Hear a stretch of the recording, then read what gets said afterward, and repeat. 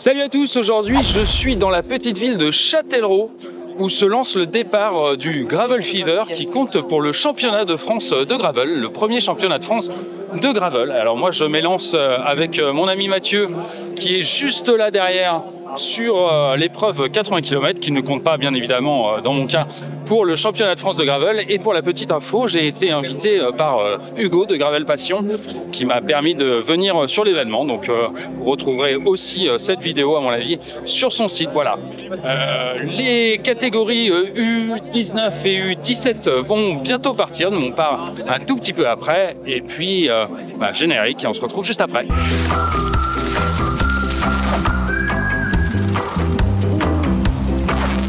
Le départ de ce premier championnat de France catégorie 19 qui vient d'être donné. Ça y est, c'est parti pour 80 km. Je crois qu'on est à peu près 300, donc c'est quand même beaucoup. On rappelle fléchage de couleur jaune, fléchage de jaune.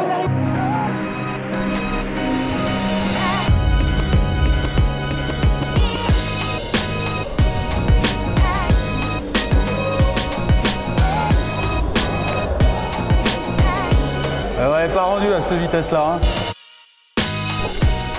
Bon, on va doubler un peu tout le monde là, parce que on n'est pas rendu. Allez hop.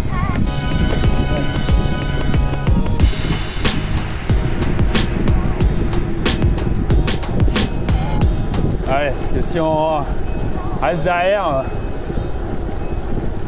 sans se mettre une mine dès le départ, mais un peu avancé parce que. On va interrompre la course 2 petites minutes parce que je suis sur le stand de Dogviews avec Damien. Damien, bonjour. Damien, bonjour. Tu as de beaux vélos en titane qui sont fabriqués où? Alors, c'est des vélos que je conçois, que j'assemble et je fais fabriquer chez un partenaire industriel en Asie. D'accord. Mais tu es de Saint-Chamond, à côté de Saint-Étienne. D'accord. Donc des vélos un peu français. Voilà. Oui, comme finalement pas mal de monde. Cocorico, ouais. Et tu fais quoi comme vélo? Il y a quoi? Il y a du gravel, il y a du VTT, du route? Ouais, alors il y a 2 gravels. Un gravel vraiment typé course, sport, un gravel bikepacking que j'appelle aventure, un VTT et du vélo de route. D'accord. Dans la gamme de prix, on est dans quoi? Eh ben écoute, un kit cadre à partir de 2500 € et puis le vélo, tu peux commencer à avoir un vélo à 5500 € et puis tu veux te faire plaisir, c'est nos limites. D'accord. Qui roule avec tes vélos? Des gens connus ou... Non, des gens qui sont passionnés de vélo, qui rêvent d'un bel objet, qui ont souvent des beaux objets à côté sur de la bagnole, de la chénifie, des choses comme ça, et qui ont déjà entendu parler du titane, déjà roulé titane et qui viennent chercher quelque chose en plus, le sur-mesure par exemple. Ta légitimité là-dedans, c'est quoi? Eh ben, un certain savoir-faire. Moi, ça fait 30 ans que je conçois des cadres de vélo. Mon premier cadre titane en collaboration, c'était en 2003. Voilà, moi, j'adore cette matière. Et puis, en effet, la proposition de sur-mesure, tu ne la trouves pas non plus partout. Non. Pour les gens qui ne connaîtraient pas le titane, quel est l'avantage du titane par rapport au carbone, à l'acier, à l'alu? Écoute, sans vouloir rentrer dans des grandes considérations de propriété de matière, c'est une matière qui va filtrer, ce qui fait que tu as un cadre qui est tout de suite disponible pour chaque coup de pédale, ce qui fait que tu as un pédalage qui est super onctueux, super rond, et ça n'a rien à voir avec des histoires de rigidité ou de souplesse comme on peut entendre partout. Il y a toujours du rendement. On fait des vélos de compétition avec du titane. C'est vraiment, tu as ce pédalage rond et tu n'es jamais pris en défaut. Il y a un spectre d'utilisation qui est très large. D'accord. Et en termes de poids, on se rapproche de quoi? On se rapproche de l'acier, de l'alu, du carbone? Ouais, tu vas être sur l'alu. Vraiment, si tu cherches le poids, faut aller sur le carbone. On va être 600-700 grammes plus lourd sur un cadre en métal, alu ou titane. Et puis, mais c'est malheureusement la seule performance qui est mesurable en magasin, le poids. Mais quand on est sur le vélo, on se rend compte qu'il n'y a pas vraiment que ça qui joue, quoi. Et en termes de solidité, pour les gens qui sont un peu des gros baroudeurs ou des gros gabarits, le titane, ça se classe comment? Écoute, c'est une matière qui a tendance à très peu fatiguer sous les sollicitations d'un cycliste, donc c'est une matière qui va durer très longtemps. Après, faut reconnaître que maintenant les vélos sont dimensionnés pour durer. Le titane aura vraiment cette caractéristique de ne pas évoluer dans le temps. D'accord. ça peut se peindre parce que à chaque fois qu'on va sur un stand avec des vélos en titane, ils sont tous couleur titane. Ouais, alors déjà parce que la matière est belle à crever. D'accord. Et après, ça se peint très mal. La peinture tient pas bien dessus. Donc j'ai pas D'accord. envie de vendre un vélo et puis de le rembourser après. Ok, donc on ne peint pas un vélo en titane, c'est pour ça qu'il n'y en a pas des roses, des bleus. Exactement. Et puis il n'y a même rien dessus puisque la matière est naturellement protégée par sa couche d'oxyde qu'il y a dessus et elle se raye très peu. Si jamais tu as une rayure, bah, tu peux toujours l'effacer avec une éponge verte, quoi, par exemple. Ouais, c'est voilà, c'est ça. Merci beaucoup Damien. Ah bah écoute, c'est avec plaisir. Et on se retrouve, je repars courir.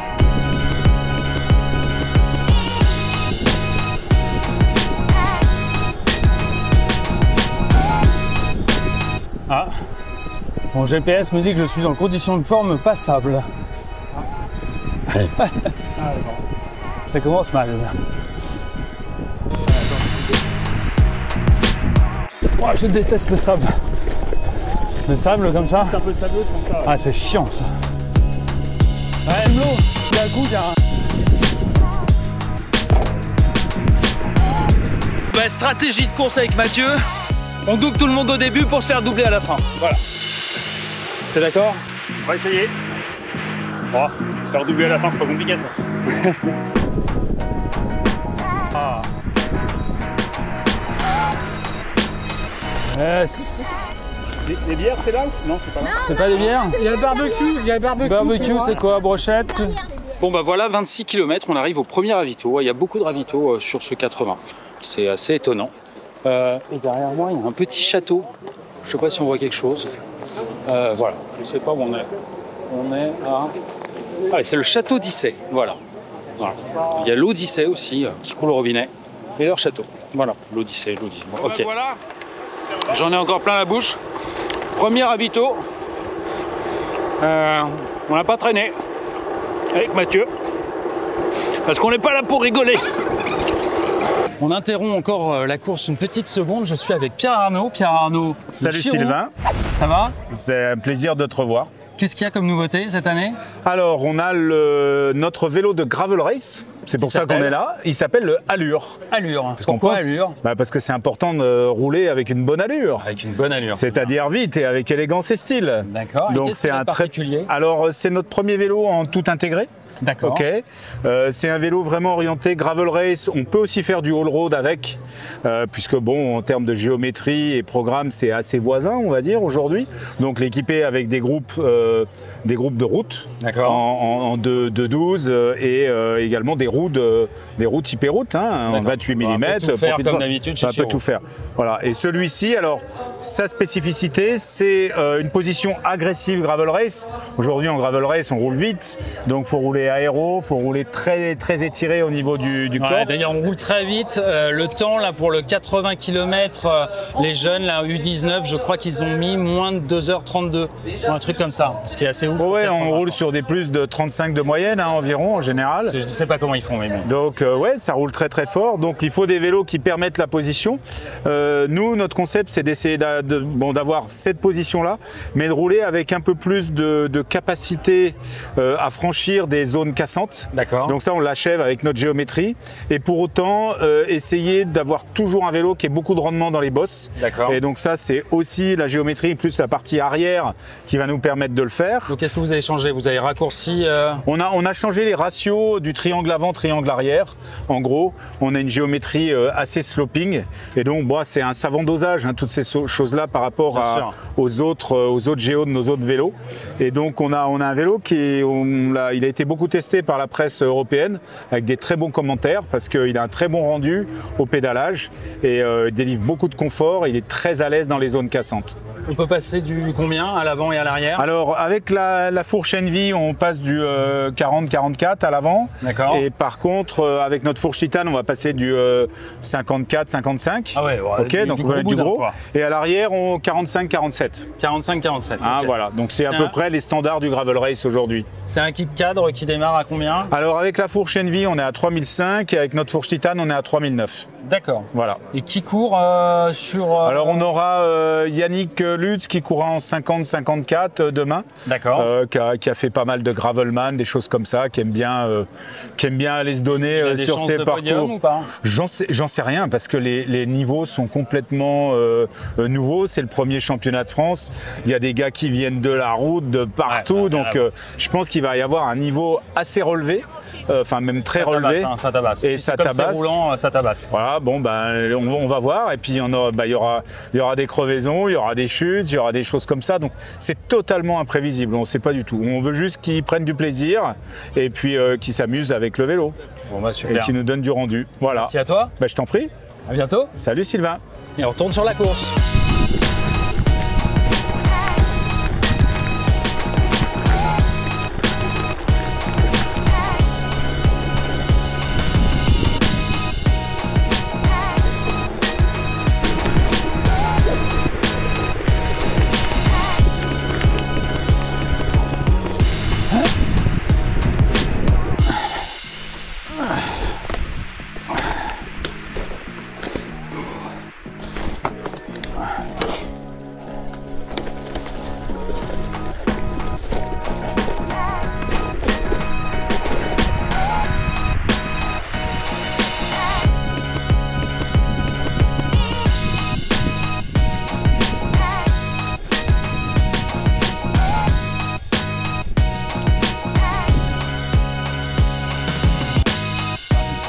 Bon bah 43 km, deuxième ravito. Il y a des ravitaux tout le temps.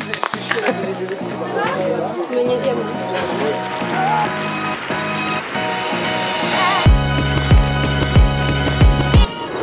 Bon là on voit pas trop mais il y a un joli petit corps de ferme hein, quand même. Très très mignon. Bon sinon ça fait 20 bornes que j'ai perdu Mathieu, qui doit être très très loin, très très loin. Mais heureusement j'ai trouvé Jean-Luc. Salut. Voilà. Ah mais Mathieu il a vu, c'est Mathieu c'est ça? Ouais Mathieu. Ça se fait pas quoi de lâcher les potes. Surtout qu'on est en duo quoi, il a pas le droit d'arriver avant moi. Bah écoute, tu vas arriver en duo avec moi du coup. Bon bah on coupe encore parce que j'ai rencontré Guillaume des ateliers Gonel. Comment ça va? Didier, ça va très bien. Ça va? T'as des nouveautés à nous annoncer? Ouais, alors on présente ici à Châtellerault toujours les mêmes modèles, mais c'est l'ancienne version ou l'actuelle version. Un modèle route, un modèle gravel, et va sortir bientôt, dans quelques semaines, courant octobre théoriquement, la version 2 de ces deux modèles. La version 2 du route et la version 2 du gravel. Ouais. Donc la version 2 du route qui s'appelle Alliage, du gravel qui s'appelle Embrun. Et ces deuxièmes versions vont être plus légères, plus nerveuses. On intègre, on a la compatibilité PAT UDH. Et puis accessoirement sur le gravel, c'était pas mal demandé. On va être capable de mettre des pneus de 45 mm. Ah génial. Ça, donc il y avait un dégagement qui était un peu limité quand il y avait du gras. Bah, maintenant on peut aller jusqu'à du 45. D'accord. Et vous avez fait comment pour réduire le poids? Pour réduire le poids, on a internalisé des opérations qui permettent de faire la ferrure qui gère l'interface avec le moyeu arrière, à l'époque en aluminium sous-traité à l'extérieur. On a internalisé et on l'a fait en carbone, donc on gagne un peu de poids là-dessus. On va redessiner un peu le cadre, on va lui apporter un peu plus de rigidité, notamment dans le tube diagonal. Voilà, un petit peu de conception différemment pour gagner 100-150 grammes sur les cadres et apporter plus de nervosité. D'accord. En termes de prix, on reste dans la même chose? Ça bouge pas en termes de prix, ça bouge pas en termes de service, en termes de config, en termes de personnalisation, donc c'est assez classique. Bon, j'ai vu beaucoup de monde sur ton stand. Toujours, ouais, c'est vrai, ça marche bien. Ça marche bien, et puis dans les actualités, au-delà de cette nouvelle version, on a nouvellement déménagé, on a officialisé la levée de fonds. Ouais, dans la vidéo que vous avez vue, que vous retrouverez là-haut, c'était les anciens locaux. Effectivement, donc il y a des nouveaux locaux et justement on les a présentés à des portes ouvertes hier, vendredi 26 septembre, et on les représente vendredi 24 octobre pour ceux qui veulent venir nous voir. D'accord, bon, la vidéo sera peut-être montée d'ici là. Ok, bah super. Super, bah, très bien, parfait. Merci Guillaume. Merci Didier, à bientôt. À bientôt. Salut les gars. Allez, on y retourne à la course. Allez, plus que quelques mètres et on arrive.